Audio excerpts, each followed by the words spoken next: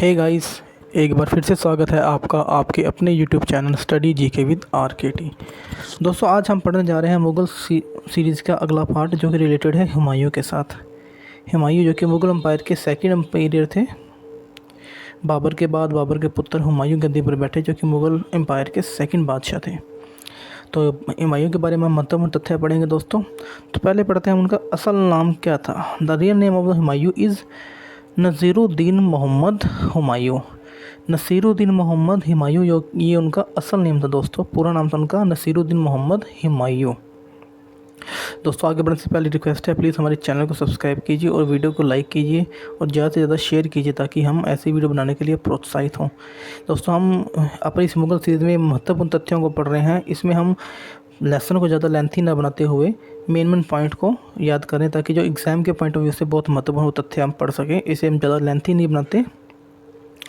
चलो आगे बढ़ते दोस्तों। जन्म। हुमायूं का जन्म दोस्तों 6 मार्च 1508 ईस्वी को हुआ था। मौजूदा अफ़गानिस्तान में हुआ था दोस्तों। पिता औलविनो बाबर और उनकी माता का नाम दोस्तों कई बार पूछा गया एग्ज़ाम में। तो उनकी माता का नाम था माहम बेगम। माहम बेगम। आगे चलते दोस्तों। धर्म। दोस्तों, जो हुमायूं का धर्म था वो सुन्नी इस्लाम था। उनका धर्म सुन्नी इस्लाम को मानते थे वो। बाबर ने अपनी मृत्यु के बाद हुमायूं को गद्दी दी, लेकिन हुमायूं ने क्या किया, हुमायूं ने इंसानियत दिखाते हुए अपने राज्य को 4 पार्ट में डिवाइड कर दिया क्योंकि उसके 4 भाई थे। उनमें बराबर बराबर अपने राज्य को बांट लिया। उनका पहला भाई था कामरान मिर्ज़ा, हिंदाल मिर्ज़ा, अस्करी मिर्ज़ा तथा खलील मिर्ज़ा। दोस्तों, ये कामरान मिर्ज़ा को उन्होंने काबुल और कंधार के प्रदेश दिए थे और बाकी अपने तीनों भाइयों को बराबर बराबर एक एक एरिया या उनका सूबेदार बना दिया था और वो अपने अपने राज्य में लग गए थे। ये हुमायूं की सबसे बड़ी गलती भी कह सकते हैं क्योंकि इसी के कारण हुमायूं क्या था, एक कमज़ोर बन गया था। हुमायूं का शासक कमज़ोर हो गया था। वो अपने आप को बांट दिया था तो नेचुरल सी बात है कि वो डिवाइड हो गया था, तो छोटा राज्य हो गया था और इसी कारण शेरशाह सूरी ने उस पर अटैक किया और उसको ध्वस्त कर दिया। आगे बात करते हैं दोस्तों राजगद्दी की। राजगद्दी दोस्तों हुमायूं को एक्चुअल में 2 बार मिली है। पहली बार 1530 से 1540 ईस्वी तक वो लगातार राज करते रहे।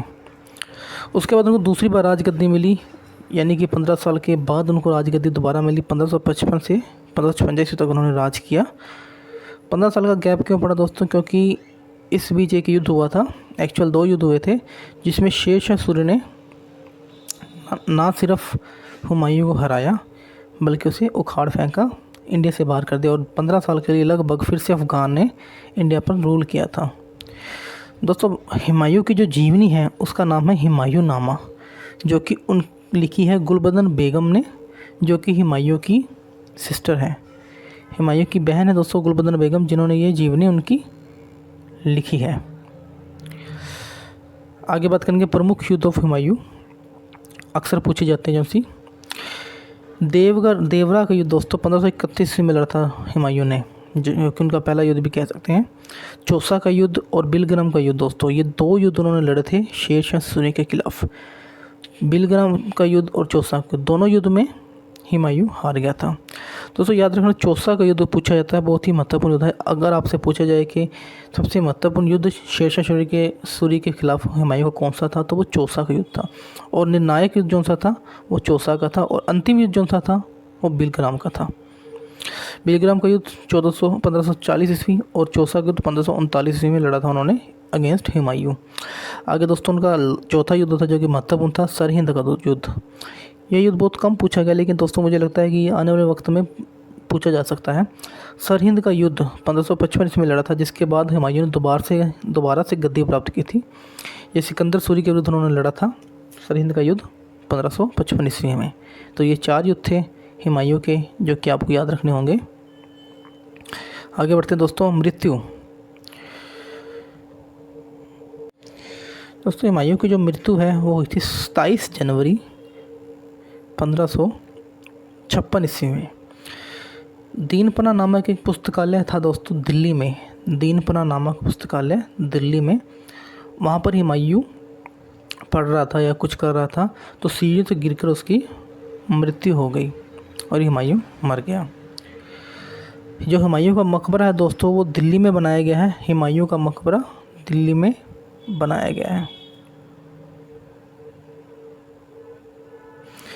दोस्तों ये था हमारा हुमायूं। हुमायूं से रिलेटेड महत्वपूर्ण तथ्य यही थे। अक्सर एक बात पूछी जाती है कि वो कौन सा शासक था जो ज़िंदगी भर लुढ़कता रहा, गिरता रहा और अंत में उसकी गिरने से मृत्यु हो गई। तो वो हुमायूं था जिसका शासन आपने देखा ही है कि ज़िंदगी भर इधर उधर रहा। उसने अपने शासन को बांटा 4 भागों में अपने भाइयों के साथ। फिर उसको शेरशाह सूरी ने हरा दिया। फिर उसने दोबारा से अपना शासन प्राप्त किया। जब शासन मिला तो फिर वो उस पर राज नहीं कर सका, वो मृत्यु होगी उसकी 1556 ईस्वी में, लगभग 8-9 महीनों के बाद ही। तो ये बात कही गई थी कि वो शासक कौन सा था जो ज़िंदगी भर गिरता पड़ता रहा और उसके अंत में मृत्यु गिरने के कारण हो गई सीढ़ियों से। तो वो था हुमायूं। तो दोस्तों ये था हमारा आज का टॉपिक हुमायूं। उम्मीद है आपको पसंद आया होगा। दोस्तों पसंद आए तो इसे ज़्यादा से ज़्यादा शेयर कीजिए और चैनल को सब्सक्राइब कीजिए। We need your support. Thank you very much.